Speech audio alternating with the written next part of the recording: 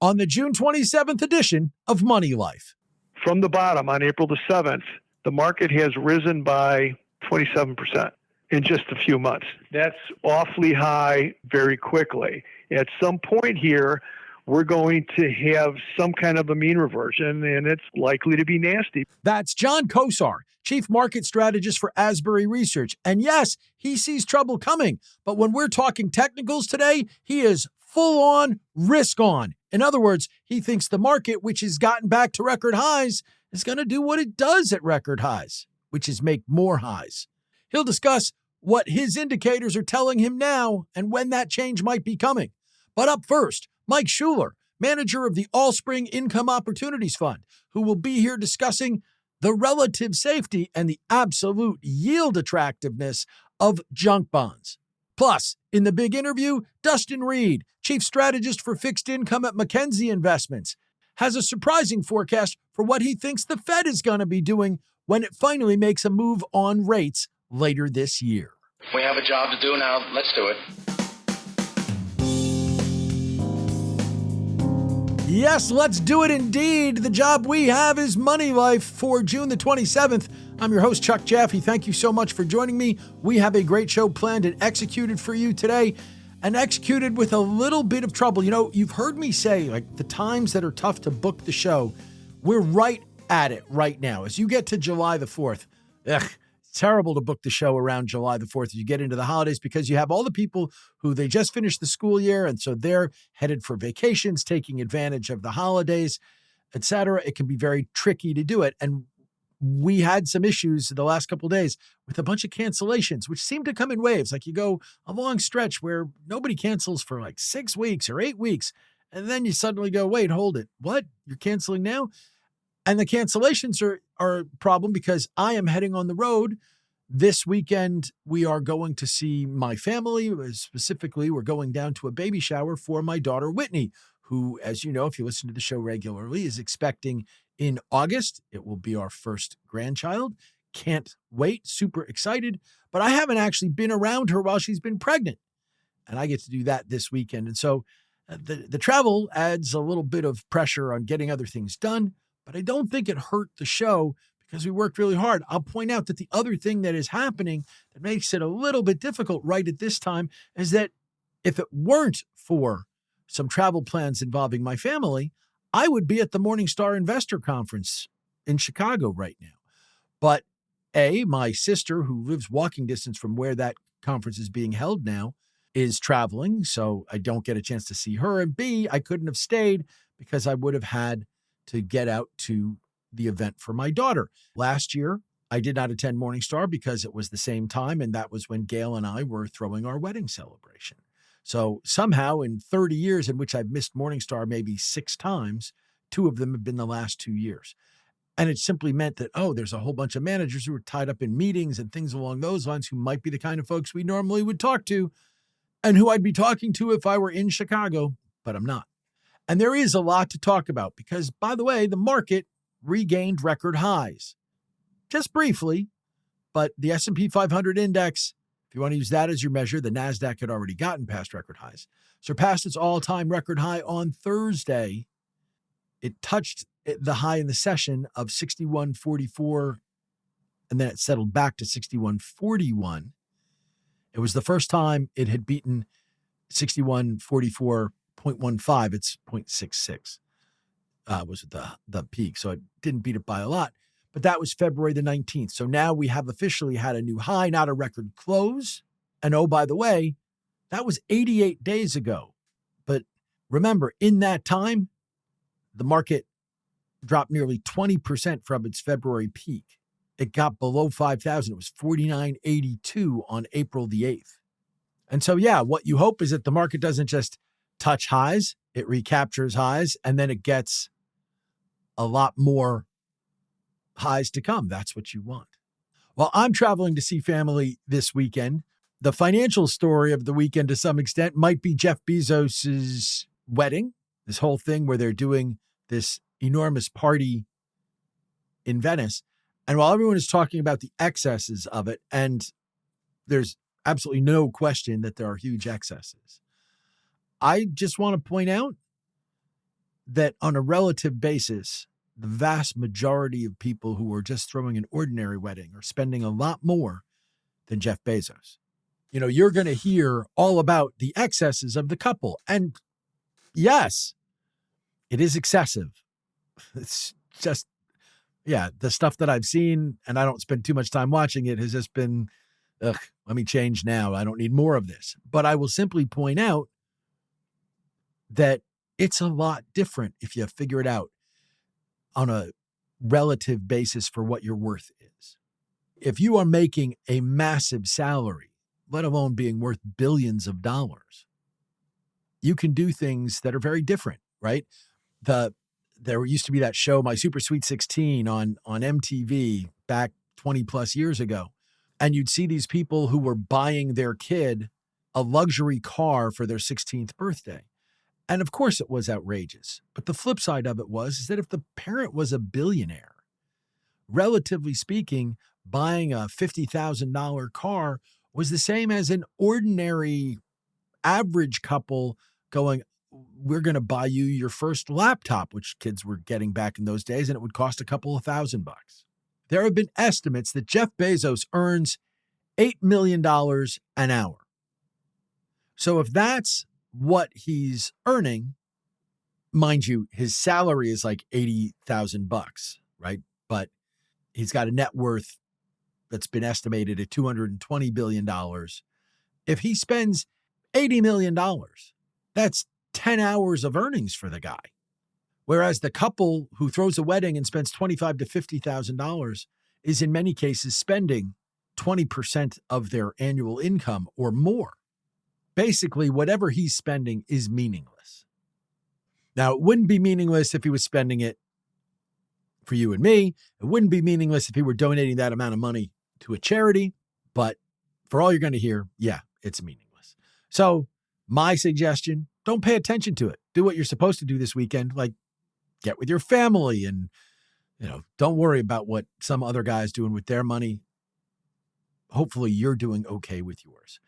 And if we can help you do more with your money, don't be shy. Chuck@moneylifeshow.com is how you reach me. I'd love to know what we can do to help you, how we can answer your questions, how we can bring more opinions, get you things that you want to know on this show to make this better for you. But right now, we're going to make it better by exposing you to 3 really good interviews. Mike Schuler, talking junk bonds. And when you hear the yield numbers, it's hard not to be attracted to them. John Kosar, talking risk on, but when it'll get to risk off. And Dustin Reid, talking the Fed and more in the big interview. Thanks for being here. The Navigator starts us off right after this message.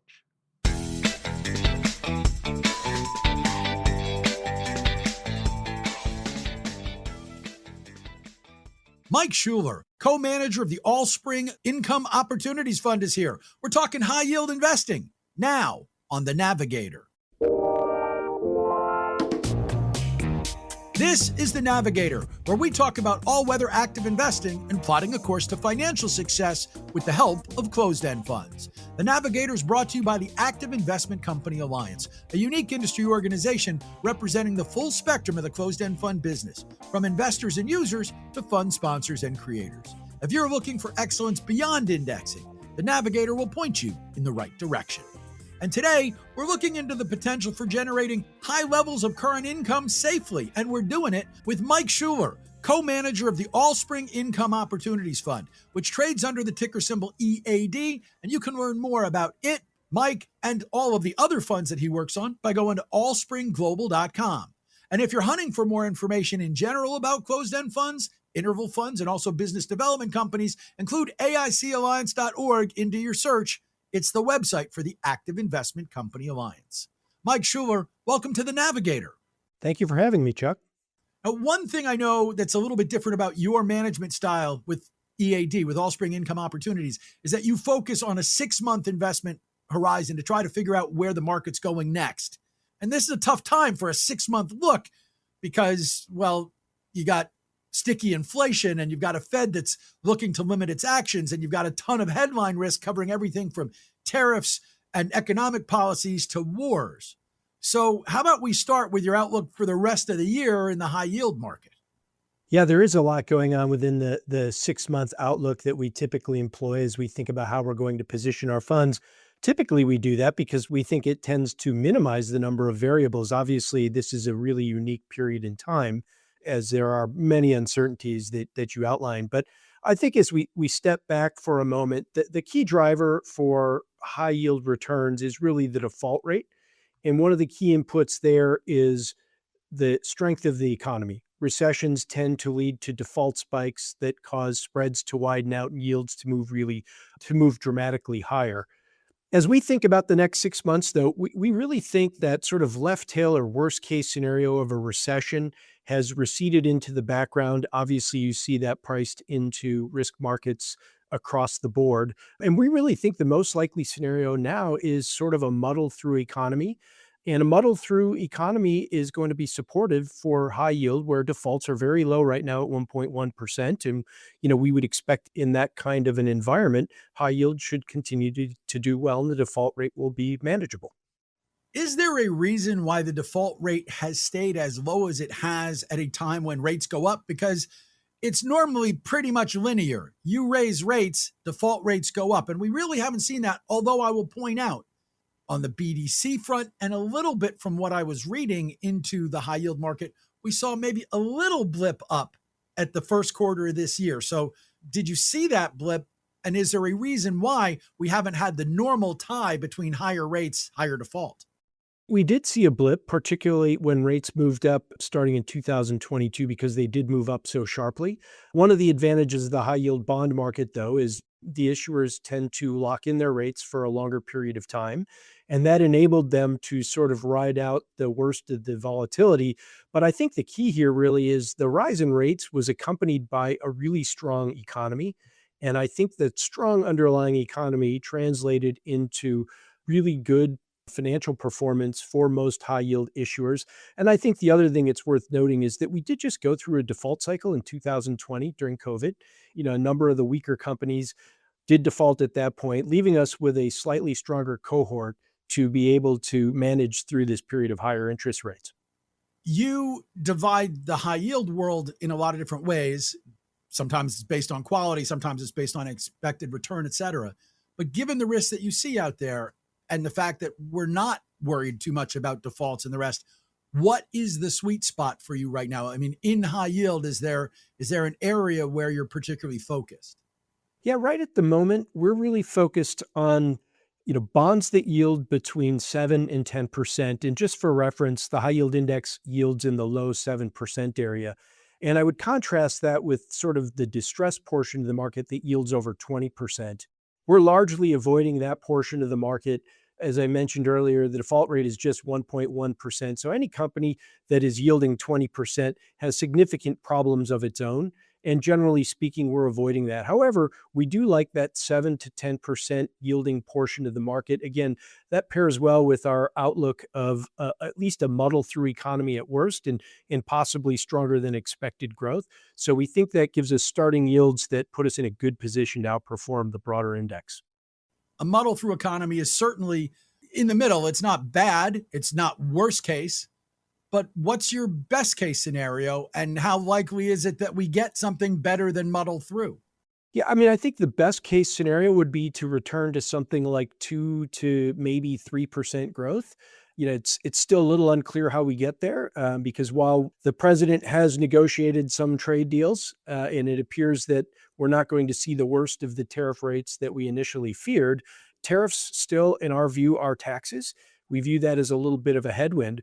I would note that growth in that 2 to 2.5% area is really good for high yield. If you get growth that's much faster for a sustained period of time, it does seem to lead to excessive risk taking in the C-suite. You'll see more M&A, you may see more LBOs and that sort of thing. So 2 to 2.5% tends to be kind of the sweet spot for high yield.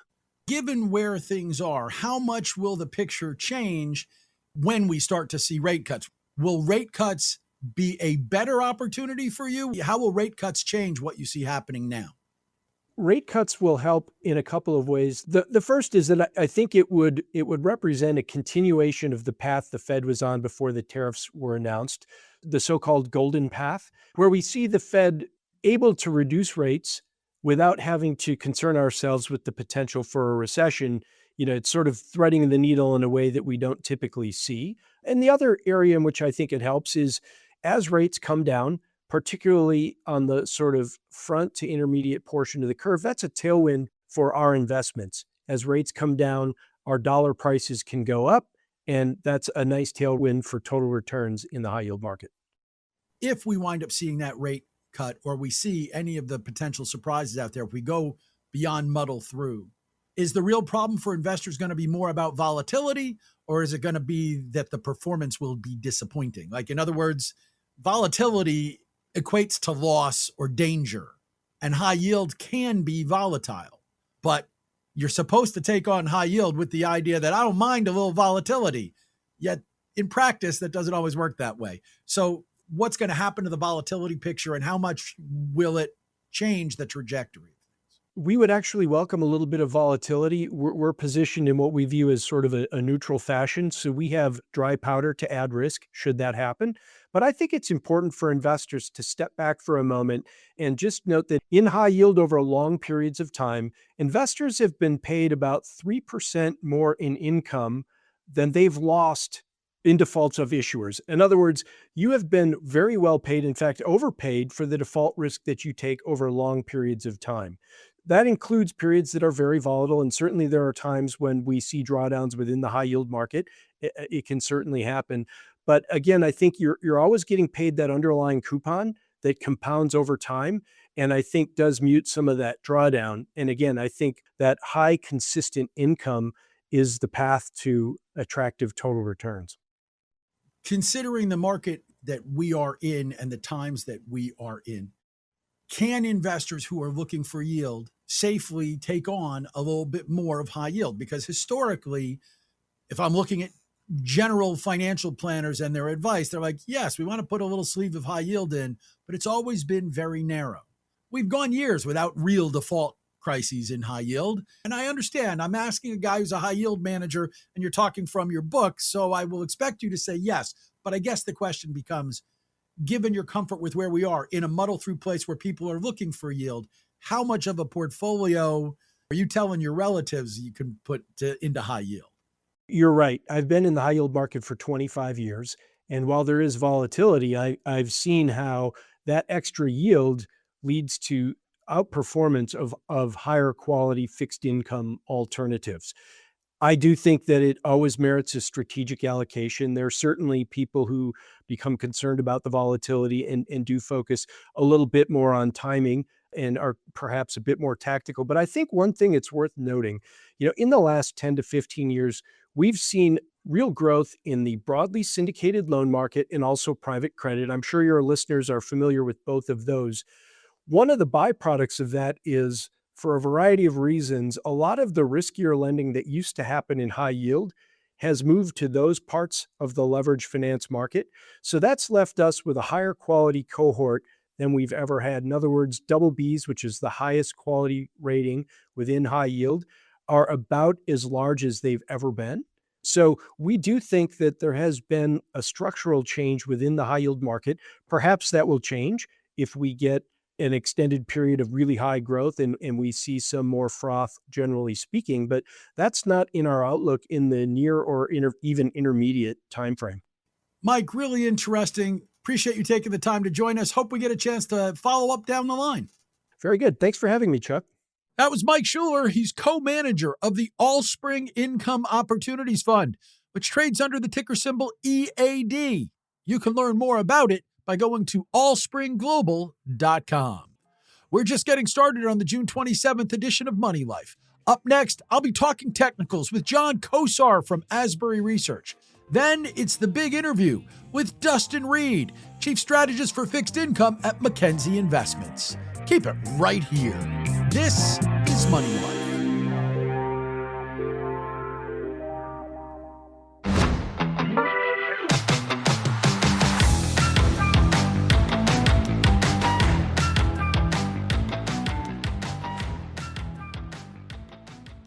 Logic dictates that given their extremely high level of technical development... Well, it's too technical to explain to the lay mind. Welcome to Talking Technicals here on Money Life, where it is definitely not too technical to explain to the lay mind, even when we are working with a guest like my guest today. John Kosar is Chief Market Strategist at Asbury Research. You can go to asburyresearch.com to learn about the firm and their research. You can go to asburyresearch.substack.com if you want to learn more about some of the stuff they're putting out. And they have a YouTube channel that you can find as well. But it's not too technical in spite of the fact that one of the cool things about John is that he is a market technician, but he uses a lot of data, which a lot of folks do, and he uses quantitative models that give an interesting read going forward. Forward-looking research is what everybody wants when you're going to be talking technicals. What do I think is going to happen next? What I love about John's research is no nonsense, kind of straightforward. We're risk on, we're risk off. Here's where we're at, and let's go. Again, if you want to learn more about it, asburyresearch.com. John Kosar, welcome back to Money Life. Thank you, Chuck. Good to be here. Let's start with the picture right now. Are you risk on or risk off in this market, given how much we've seen the recovery from everything that happened in April after Liberation Day? We have been risk on since April the 23rd, and we are still that way now. The S&P 500 is bumping up against its all-time high. We're squeaking out to a new all-time high in the NASDAQ 100, which is the larger of the two in terms of market cap. Yeah, just amazingly enough, if you turn the sound off of the news, and follow the data, it's been overall strong for months.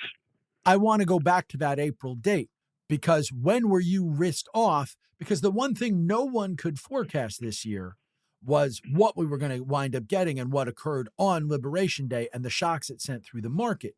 So if you were risk off as we got to Liberation Day, it wasn't because of, I don't know what the president's going to do and what's going to be proposed on tariffs. It had to be about conditions, correct?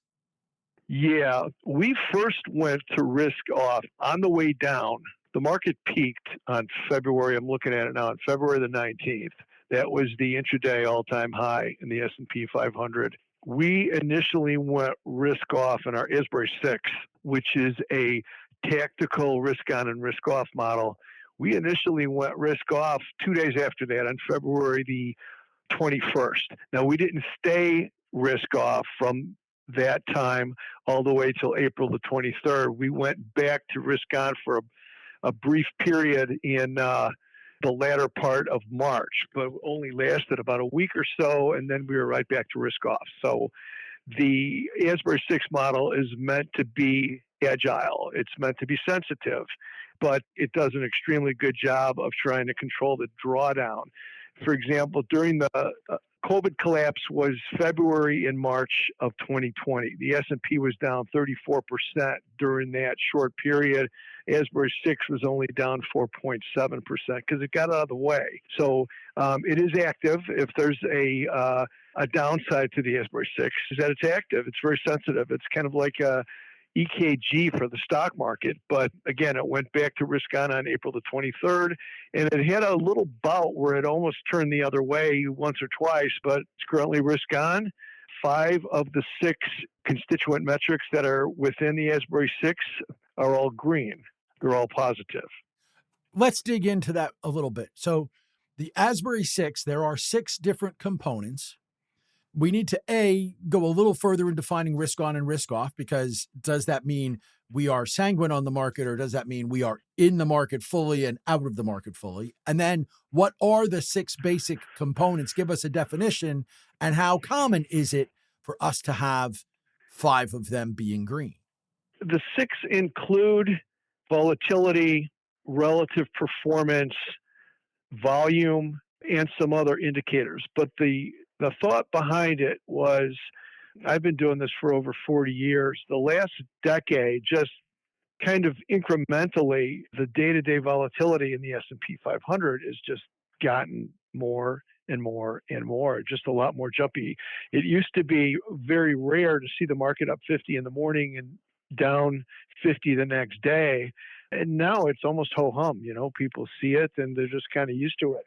So I needed to build a quantitatively driven, a data-driven way to determine what day-to-day health of the stock market was, because I couldn't tell by looking at the S&P 500 and like a stochastic or a MACD or one of the canned indicators that most people look at. I needed to get more of a, that's why I call it an EKG of the market. It's not something that you could see readily. You need to kind of, look beyond the surface to be able to see what's going on in somebody's heart. And this is kind of what this does for us. So that's why we built it. And I don't recall what your other question was, so maybe you can reiterate that. How frequently do we get full risk on, all six are green? What happens when we're 3 and 3? And do we normally transition where we go full risk on to risk off, or where we take an interim step? We back tested this model a number of different ways. We back tested it incrementally, where each of the 6 was 1/6 of being fully invested. Many other ways to try to see what gave us the best results. And what did was, when there are 4 or more green or positive constituents, that is risk on. And when there are 4 or more that have turned bearish or turned red, that is risk off. The way we back tested it was with a hypothetical $100,000 portfolio, and when we're risk on, we are in SPY with the whole 100K, and when we're risk off, we just go to cash. So we tried to make it as least complicated as possible by just keeping it binary. You're either in the S&P or you're not. In terms of patterns that you've seen before, or how long do you typically stay risk on once the market gets to new highs? Because what most market technicians have been waiting for, it's not just a return to new highs, but they've been waiting for proof that this rally can hold. And they've been saying, you got to set new highs for us to really believe that this is a true rally with legs and it can continue and all that sort of stuff. So if we are looking at a rally that is getting to that level, and hopefully we'll get to where we set new highs, generally, how long do you stay green? There is no generally there. All we're doing is there's not. I don't think there's any meaning for that. All we're doing is we're checking kind of under the hood of the market and making sure that these 6 indicators are telling us the market's healthy, rather than staring at the S&P 500 as it bounces up and down. I would comment, though, for those technicians that were saying you had to wait till we made fresh highs in order to indicate that, this is sustainable. In the meantime, since April the 23rd, they've missed a 14% rally. So I don't know that that's the right approach, which is why we look at it through a more of a tactical lens. I don't want to wait, 15% until it's safe to go in the market. It's hard to pick up 14%. It's especially hard to pick it up in 2 months, which is what we've done by being, positive or risk on in the Asbury 6 for the past couple of months. So, no, I don't think there is anything to be gleaned by how long, the model indicates a positive bias by how many days it's stayed up above the new highs. It's not really what we're looking for. I want to know when the internal health of the market is good, and I want to jump on that as fast as I can so I can catch as much of the move as possible, rather than waiting for some benchmark that, is 10% up above the market. In the meantime, I'm wasting an opportunity to make some money. And does that also mean that, like, asking you for targets is not really where you're going to go because the target is meaningless to you? It's more what the market can do. I mean, is there a measure where the Asbury 6 is telling you at this point how much room it thinks we have to run here? No, it doesn't do that. There are other technical tools that do that. Chart patterns, or you could, after you break a trend line, you might be able to make a upside projection to some other level using more classical technical analysis techniques. But again, the Asbury 6 and the other models that we've built are not forecasting. Forecasting to me is a euphemism for guessing. You just don't know. Things change every day. I mean, just look at the past couple of months with the tariffs. They're on, they're off, they're big, they're small. How do you handicap that? You really can't. So what we do is we look at the market every day And based on our models, we can tell what the market thinks, what the investors, the people with skin in the game, what they think of the condition of the market. And as long as they like it, as is indicated by our model, then we're in. So, for example, the maximum drawdown in the S&P 500 during the 7.5 years that we've gone back with the back test of the Asbury 6 was 34%. The maximum drawdown in the Asbury 6 has been 6.5%. So just a fraction. But again, it is pretty active. It trades annualized, going back 7.5 years annualized, it has 11 round turns a year. So for some investors, that might be too busy. But, the payoff on that is that the drawdowns are so much smaller. Since Q4 of 2017, I'm just looking at some data here, there has been 1,942 trading days. The A6 has been performance line in the Asbury 6 has been above the S&P 500 in 1,668 of those, or 80% of the time. So 80% of the time since the inception of the backtest in Q4 of 2017 through just a couple of days ago, it's been up above the S&P 500 about 85% of the time. And again, with just a fraction of the risk on the downside, Sharpe ratio is much better. Standard deviation goes down to 10.3 from 17.4 in the S&P. The beta is only 0.46. So that's kind of what we're looking for. I'm an older investor. Many of my customers are older investors. They're over 50. They're not really betting on crypto, but rather they're trying to take what the market gives them without having to suffer the big drawdowns, especially as they get into their 60s and into their retirement. So what we're trying to do is play the game with less risk. Well, yeah, obviously, nobody's going to be right 100% of the time. But what impresses me about that research is that since you're trying to be forward-looking, that when you go risk off, if you're risk on now and the market's got a good run, that you're trying to get out early, which means in that transition period, when you first get out, the market may still be running. So that there are going to be times as you're making the transition that you're trying to lead the market, that you'd be behind the market until they catch up with your thinking, right? The market inherently goes up. It's been doing that for over 100 years. So the way that I look at markets, the question isn't when do I buy, but rather when do I get out of the way? The fastest way to get in front of the market in your portfolio is if you can avoid the downside. Like I said, during COVID, the S&P 500 dropped 34%. The Asbury 6 was out of the market before we had a 5% loss. So getting back into the market with only 5% drawdown instead of a 34% drawdown, getting back into the market somewhere near the lows, that's where you gain on the market, is by avoiding the downside, because the market inherently goes up. We're not going to sit here and wonder if the market's going to be up over the next 3 years, because history tells us that is very likely.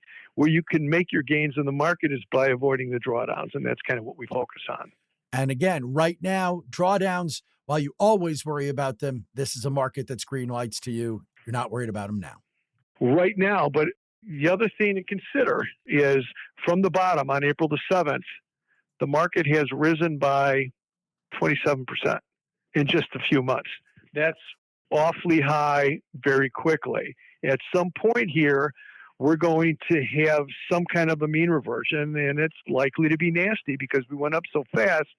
That is where our models really do well. Let's say, hypothetically, we draw down 15% off of these highs, and we're out of the market after 4 or 5%, and then we buy somewhere near the lows. Again, that's when you get the, dramatic pickup in your P&L, is by avoiding the downside, keeping your drawdowns low. Yes, to answer your question, for right now, we're green. We're positive. The model is updated every day, 2 hours after the close, in the research center of our website at asburyresearch.com. When that tells me that the market is weakened internally, the A6 will go to cash, and we'll stay in cash until it tells us to get back in. It's a fascinating model, and particularly in these times. John, love getting the perspective. Thanks so much for joining me again on the show. We'll talk to you down the line. Thanks, Chuck. Appreciate it. That's John Kosar, Chief Market Strategist at Asbury Research. Learn more about the Asbury 6 and all they do at asburyresearch.com. Again, asburyresearch.substack.com. And look for them on YouTube if you want to see more of what they are doing.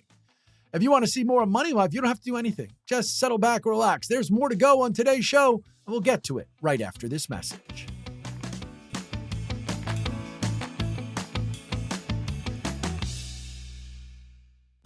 Everything an advisor needs can be found in one award-winning newsletter. Advisor Perspectives takes the most important financial perspectives and delivers it right to your inbox. Go to advisorperspectives.com and stay informed.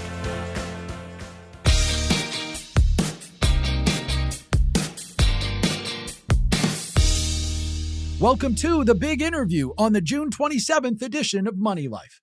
Joining me now for the first time, Dustin Reid, Chief Strategist at Mackenzie Investments. And if you are looking for more information on the firm, well, Mackenzie, based in Toronto, and fixed income specialists, I should point out, you can learn more at mackenzieinvestments.com. Dustin Reid, thanks so much for joining me on Money Life. Thanks very much for having me. Great to be here. Let's talk about big picture. You guys are fixed income specialists. We're all waiting to see what the Fed is going to do.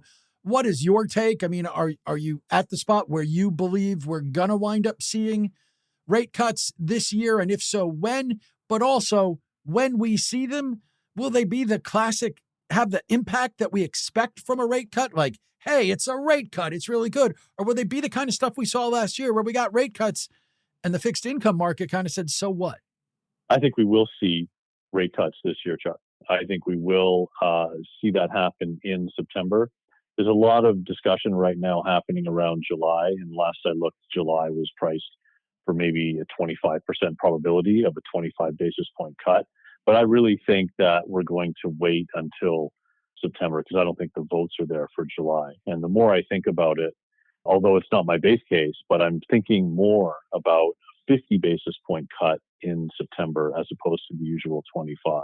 And the market's starting to price that now as well, probably around 29 or 30 basis points priced for September. From a fixed income perspective, I think it will be constructive for fixed income. I mean, it could be obviously more constructive as we price that in more and more and the market winds up to September. But I do think that for the next little bit here, we're looking at a pretty constructive fixed income market, particularly in the front end and the belly of the curve.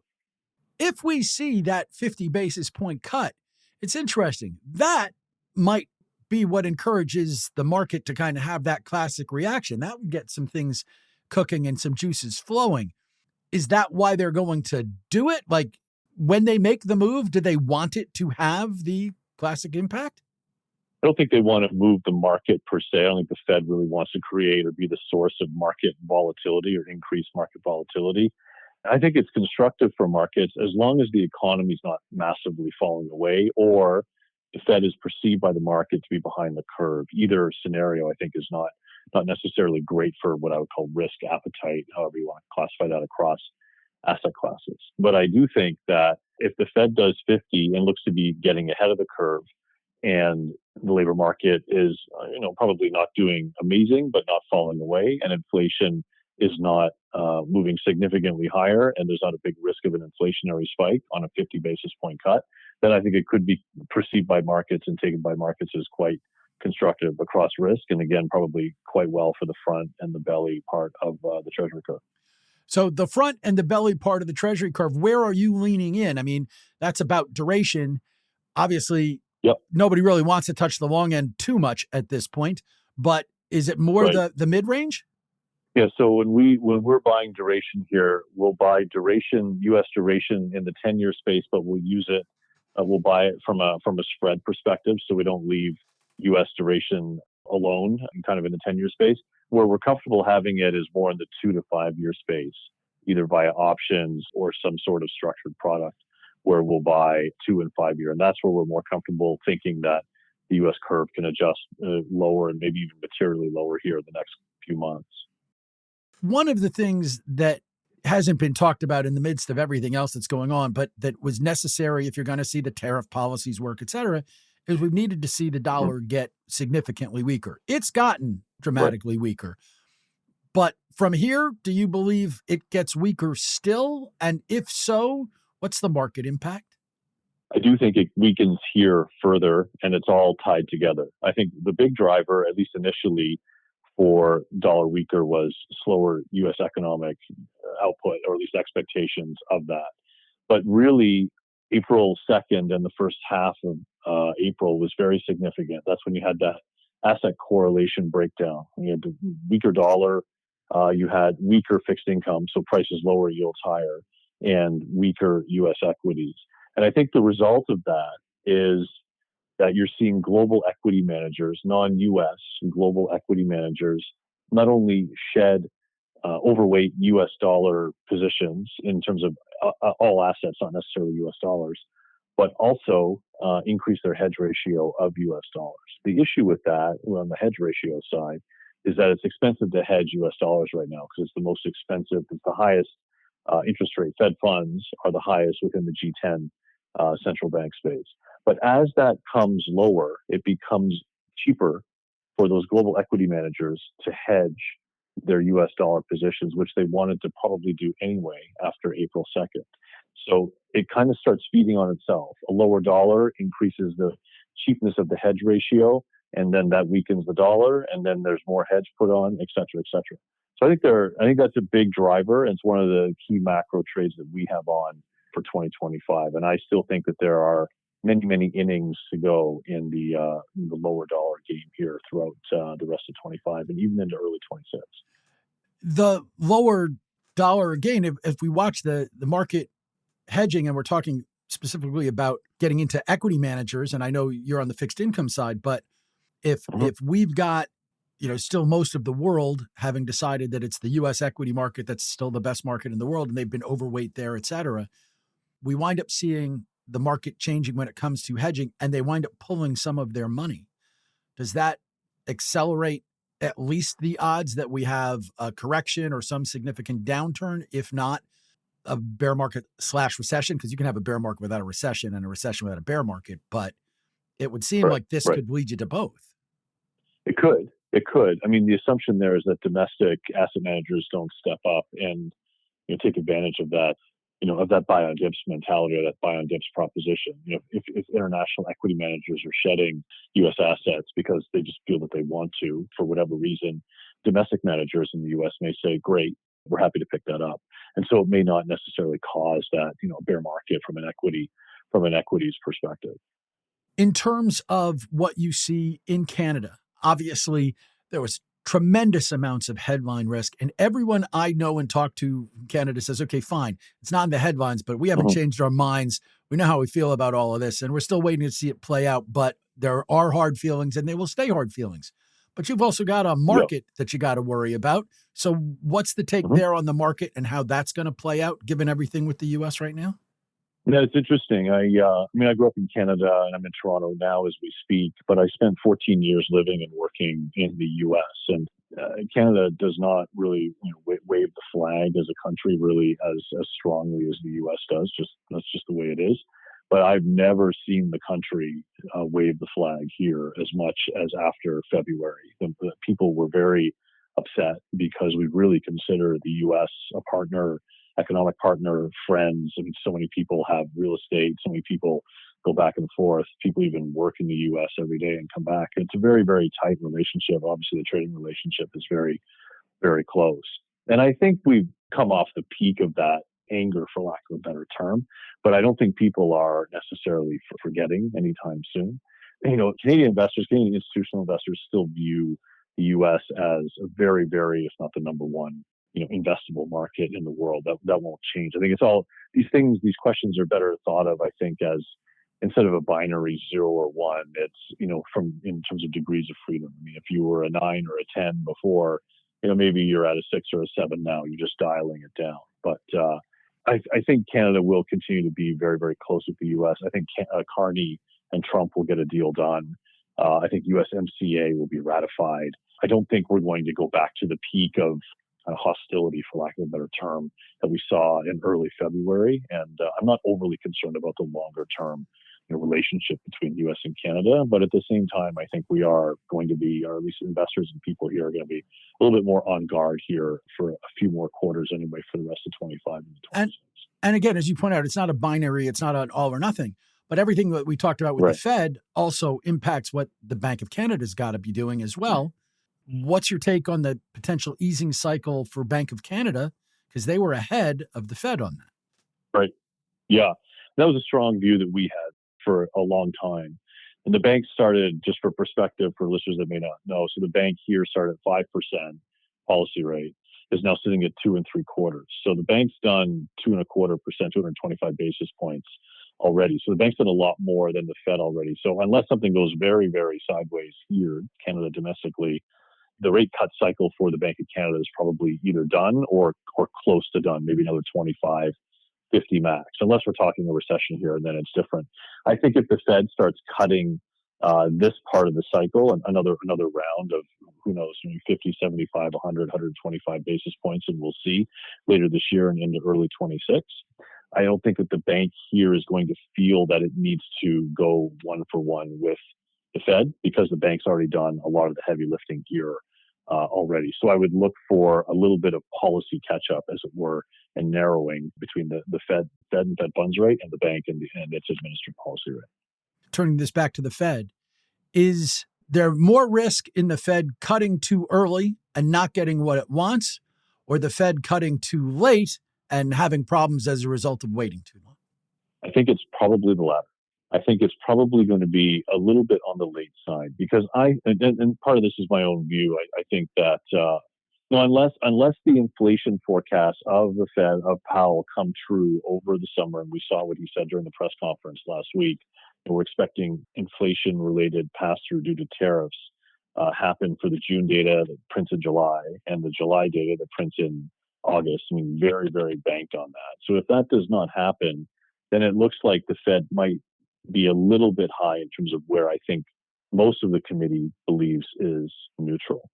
Now, the labor market, I also think, is cracking a little bit in the U.S. And you can see that from a few indices, whether it's claims, whether it's the Warren data, whether it's Challenger jobs, some of the stuff in the JOLTS data. It's not in bad shape by any stretch. Obviously, the unemployment rate's still at a very, very strong level, but there are cracks appearing. And we're 2.5 months away from the September Fed meeting. So if they do nothing in July, 2.5 months is a long time in a lot of markets. And I would say it's a long time in this market. And I think by the time it cuts in September, which obviously I'm assuming that they do cut, it will be seen as maybe a little bit too late. And that's why I am starting to speak and think about 50 in September, as opposed to just kind of a quote unquote regular 25.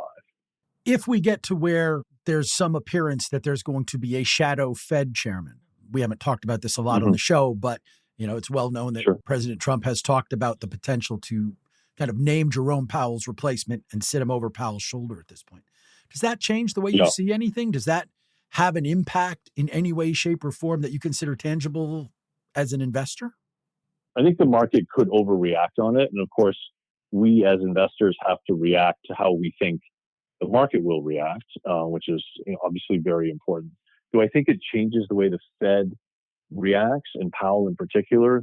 No, I don't.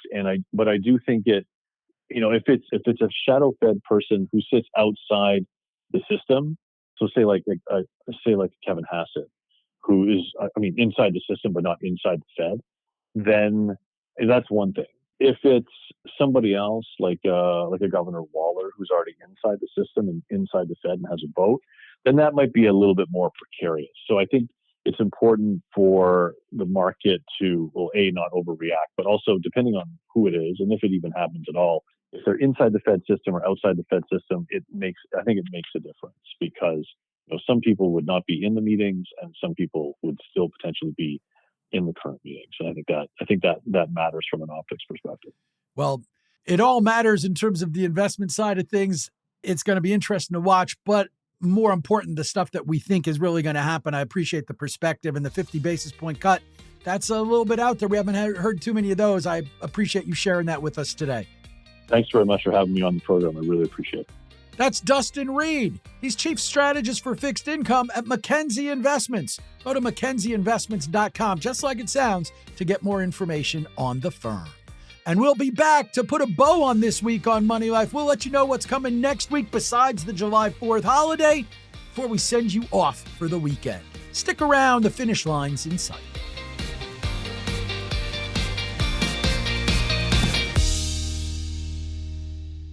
VettaFi is the partner asset managers rely on across the entire product lifecycle. Learn how you can build and support the product of your dreams at VettaFi.com.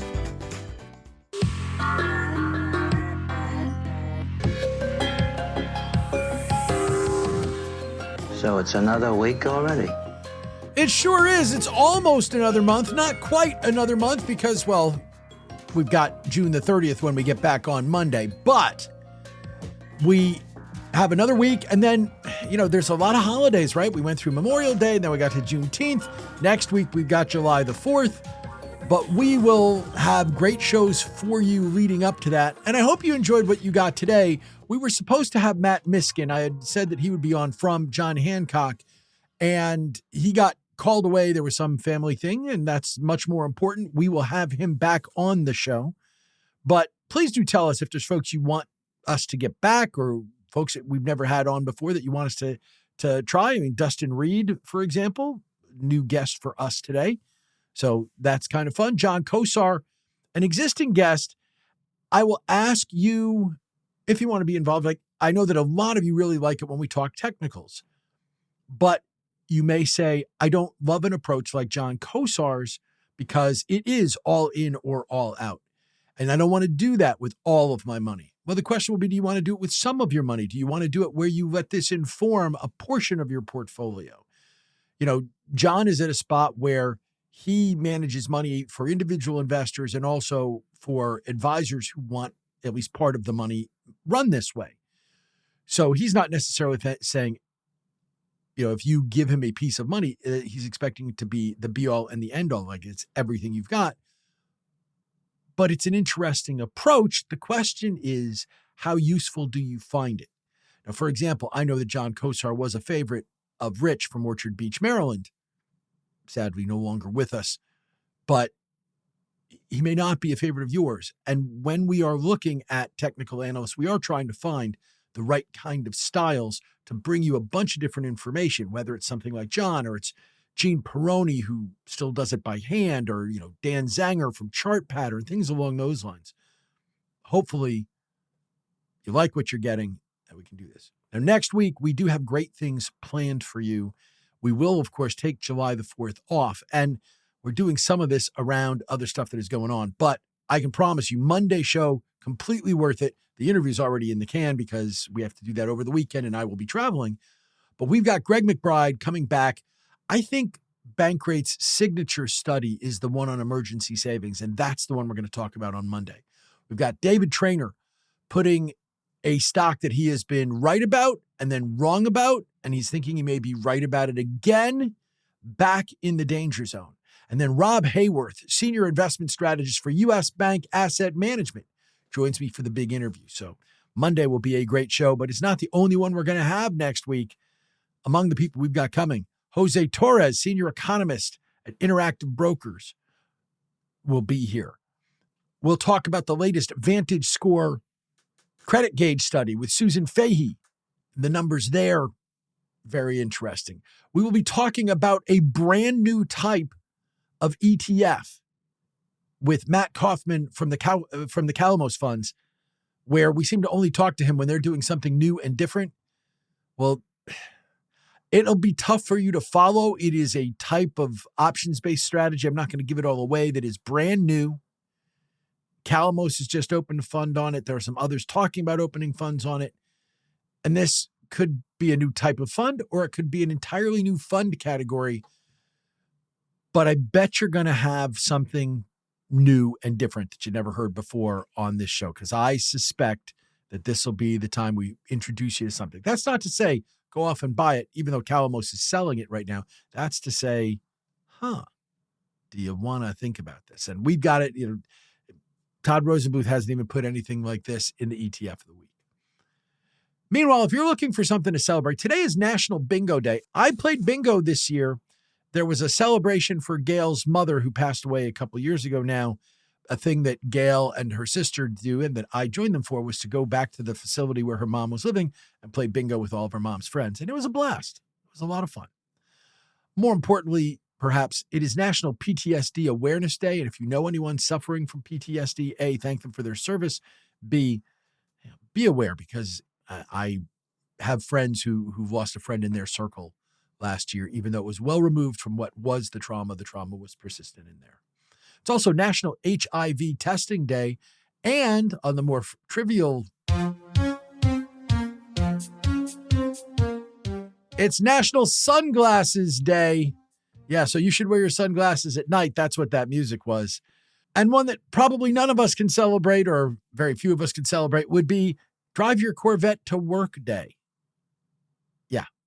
Also National Orange Blossom Day, National Food Truck Day. Love a good food truck. It is National Onion Day. I love eating onions. National Cream Tea Day, which I guess is just cream in your tea. I don't really drink tea. And then it's National Ice Cream Cake Day. Let's celebrate our guests. They were Mike Schuler, manager at the Allspring Income Opportunities Fund. It's ticker EAD, allspringglobal.com for information on the firm. John Kosar, chief market strategist at Asbury Research, asburyresearch.com. There's also the Substack and the YouTube channels. And then Dustin Reid, chief strategist for fixed income at Mackenzie Investments, mackenzieinvestments.com. Thanks to them. Thanks to Rob Floyd, my producer. Thanks to Maho, my dog. And somebody told me the other day that, how did you know that was Maho? Because you don't hear him doing this. Well, trust me, that was Maho just jamming on a squeaky toy. So that's what I got him doing, and I kind of like that sounder.